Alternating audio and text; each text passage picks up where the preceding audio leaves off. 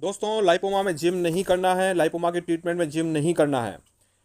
इलाज कंप्लीट होने के बाद जब आपका लाइपोमा ठीक हो जाता है, उसके बाद आप जिम कर सकते हैं। जिम कैसे करना है मैं इस वीडियो में आप लोगों को बताने जा रहा हूँ। ये हमारे पास कुछ पेशेंट की फ़ोटो थी पहले की, और ये उनकी बाद की फ़ोटो हैं जो अपने लाइपोमा को ठीक किए हैं। और दोस्तों, इस वीडियो में मैं आप लोगों को बताऊंगा कि जिम कैसे करना है। ये मेरा पहले का वीडियो है जो मैंने 6 साल पहले डाला हुआ था, लेकिन इसकी वॉइस नहीं आई है, तो मैं इसकी ओवर लोडिंग कर रहा हूँ और साउंड दोबारा रिकॉर्ड करके आप लोगों को बता रहा हूँ। और हम जैसे कि बताते हैं हर वीडियो में कि जिम करने से आपका लाइपोमा बढ़ता है। जिस तरह से हमारी मसल्स जिम करने से बढ़ती है, जब हम जिम करते हैं तो हमारी मसल्स पर प्रेशर पड़ता है और हमारी मसल्स ब्रेक होती है, यानी कि टूटती है। और टूटने के बाद ही मांस ग्रोथ होता है। जब हम उसमें प्रोटीन डालते हैं, अच्छा कार्बोहाइड्रेट डालते हैं, अच्छा फैट डालते हैं, तो हमारी मसल्स ग्रोथ होती है तेज़ी से। लेकिन लाइपोमा वाले बॉडी में ऐसी प्रॉब्लम है कि नॉर्मल लोगों की तो मसल्स ओनली ग्रोथ होती है, लेकिन लाइपोमा वालों को जब मसल्स ब्रेक होती है तो मसल्स ग्रोथ होने के साथ साथ वहाँ पर न्यू लाइपोमा भी आ जाते हैं उन लोगों को, और वहाँ पर नया लाइपोमा होने लगता है। और जिन लोगों को पुराने लाइपोमा है, जब हम मसल्स पर प्रेशर डालते हैं तो लाइपोमा के ऊपर भी प्रेशर आता है और लाइपोमा भी ब्रेक होता है, और जिसके बाद वो लाइपोमा हार्ड हो जाता है और वो तेज़ी से ग्रोथ होने लगता है, जिसके वजह से लाइपोमा कभी ठीक नहीं हो पाता है और नया नया लाइपोमा भी होने लगता है और लाइपोमा तेज़ी से बढ़ने लगता है। इसलिए देखा गया है मेरे एक्सपीरियंस में, लाइपोमा होने के तो बहुत से कारण होते हैं, लेकिन जिम वालों को सबसे ज़्यादा लाइपोमा देखे गए हैं। जिम छोड़ने के बाद लाइपोमा हो जाते हैं और दोबारा जब जिम शुरू की जाती है तो वो तेज़ी से बढ़ने लगते हैं। तो इस वीडियो में हम यही बता रहे हैं, अगर आप जिम के शौकीन हैं, वैसे तो जिम करना नहीं है आपको लाइफ टाइम, लेकिन फिर भी आपको लगता है कि थोड़ा बहुत जिम कर लिया जाए, लाइपोमा हमारा ठीक हो चुका है, तो जिम आपको कैसे करना है मैं इस वीडियो में आप सबको बताने वाला हूँ। आपको ना ही हाई प्रोटीन लेना है, ना ही नॉनवेज लेना है, ना ही आपको फास्ट फूड खाने हैं। जिस प्रकार की डाइट आपकी लाइपोमा को ठीक करने के लिए चली है, उसी प्रकार की डाइट आपको रेगुलर फॉलो करनी है। जैसे कि मैं आपको दूध की चीज़ें बंद नहीं करवाता हूँ, दूध की चीज़ें चालू करवा देता हूँ, कभी कभी नॉनवेज भी चालू करवा देता हूँ। तो महीने में आप थोड़ा सा नॉनवेज खा सकते हैं और दूध की चीज़ें भी कभी कभी आप खा सकते हैं, लेकिन डेली आपको बहुत ज़्यादा डेयरी प्रोडक्ट नहीं खाने हैं। और मसल्स को बढ़ाने वाला ऐसा कोई प्रोडक्ट जो मसल्स को तेज़ी से बढ़ाता है वो आपको नहीं खाना है। इन चीज़ों का आप सबको ध्यान देना है। तो दोस्तों, हम यहाँ पर जिम में आ गए हैं। सबसे पहले जिम करने के पहले आपको थोड़ी सी रनिंग शुरू करनी है, और रनिंग शुरू करने के बाद ही आप मस्कुलिंग एक्सरसाइज शुरू करेंगे।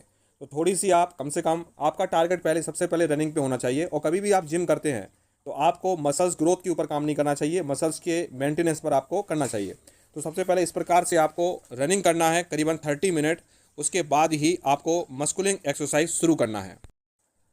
दोस्तों, इसके बाद हम आ गए हैं चेस्ट एक्सरसाइज के ऊपर। दोस्तों, सबसे पहले इस चीज़ का ध्यान देना है कि आप जब भी जिम ठीक शुरू करेंगे लाइपोमा को ठीक होने के बाद, लाइपोमा के ट्रीटमेंट में तो कभी जिम करना ही नहीं है। इन चीज़ों का आप लोगों को ध्यान देना है। लेकिन दोस्तों, आप जब जिम के बाद लाइपोमा को ठीक होने के बाद जिम शुरू करेंगे तो आपको कभी भी हैवी वेट से कोई भी मस्कुलिंग एक्सरसाइज नहीं करना है। आपको करीब करीब 5 kg का वजन लेना है। मैंने देखिए आपको बेंच प्रेस में यहाँ पर 10 kg का वजन लगाया है, केवल 5-5 kg का प्लेट बनी हुई है, और इसी से मैं बेंच प्रेस करूँगा। और इस चीज़ का भी आपको ध्यान देना है कि कोई भी रेपिटेशन 10 बार से ज़्यादा नहीं होगी, क्योंकि आपको मसल्स को हार्ड नहीं करना है, केवल आप मसल्स के मेंटेनेंस के लिए ही एक्सरसाइज करेंगे। इस चीज़ का आपको ध्यान रखना है। ये देखिए दोस्तों, इस तरह से आप बेंच प्रेस को कर सकते हैं, लेकिन 10 टाइम से ज़्यादा आपको नहीं लेना है रेपिटेशन, इतना ध्यान रखना है। अब हम इसी प्रकार से अपर हमने चेस्ट लिया है, अपर चेस्ट को भी आपको केवल 10 बार ही करना है। 10 बार से ज़्यादा रेपिटेशन नहीं लेना है, और इससे ज़्यादा आपको 3 बार करना है। 3 बार से ज़्यादा भी आपको रेपिटेशन नहीं लेना है। दोस्तों, इसी प्रकार मैं आपको ये चेस्ट वाली एक्सरसाइज एक एक्सरसाइज और करके बता रहा हूँ। आप इसमें पीछे वेट देखिए, हमने पीछे बहुत कम वेट लगाया है और इस वेट को हमने बहुत कम रेपिटेशन लिया है। तो इस प्रकार से आपको कम रेपिटेशन में ये वाली एक्सरसाइज भी करनी है। देखिए दोस्तों, अब हम यहाँ पर लाइव एक्सरसाइज कर रहे हैं बाइसेप के लिए। तो बाइसेप के लिए भी मैंने 5 kg का केवल वजन लिया है। आपको इसी प्रकार से 10 टाइम ही एक्सरसाइज करनी है, 10 टाइम से ज़्यादा एक्सरसाइज नहीं करनी है। तो ऐसे आप बाइसेप को लगा सकते हैं, और 10 बार से ज़्यादा आपको नहीं करना है इसको, डंबल प्रेस को। अब दोस्तों, हम आपको ये वाली मशीन के द्वारा बाइसेप के लिए एक्सरसाइज, अपने फोर आर्म्स के लिए एक्सरसाइज आपको बता रहा हूँ। इसमें भी आपको ज़्यादा वेट नहीं लगाना है दोस्तों, और इसमें 3 टाइम ही करना है। लेकिन दोस्तों, इन चीज़ों का ध्यान रखना है कि आप बाइसेप के लिए 1-2 एक्सरसाइज ही करेंगे। ज़्यादा बार बार आप मशीन को करेंगे और आप डंबल भी उठाएंगे तो आपकी मसल्स हार्ड हो जाएगी।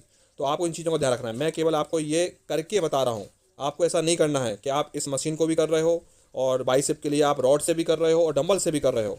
ये आपको ऐसा नहीं करना है। मैंने देखिए बिल्कुल एक प्लेट लगाया हुआ है केवल 5 kg का इसमें, और एक ही मशीन से मैं कर रहा हूँ। तो इन चीज़ों का ध्यान रखना है दोस्तों। अब दोस्तों मैं लेग एक्सरसाइज पे आ गया हूँ। ये लेग एक्सरसाइज हैं और आपको इन सब चीज़ों पर भी ध्यान देना है कि एक ही दिन में आपको सारी एक्सरसाइज करना है। आपको ऐसे नहीं करना है कि किसी दिन आप कुछ कर रहे हैं, किसी दिन कुछ कर रहे हैं। आपको फुल बॉडी पार्ट का एक ही दिन में लेना है, क्योंकि आप बॉडी का मेंटेनेंस कर रहे हैं, मसल्स की ग्रोथ नहीं कर रहे हैं।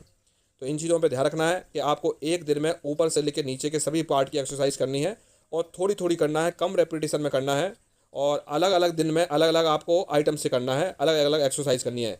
सेम दिन डंबल नहीं मारना है बाइसेप के लिए, सेम एक्सरसाइज आपको बैक के लिए नहीं करना है और सेम एक्सरसाइज आपको चेस्ट के लिए नहीं करना है। आप अलग अलग दिन में अलग अलग एक्सरसाइज करेंगे और एक दिन में एक ही एक्सरसाइज करेंगे।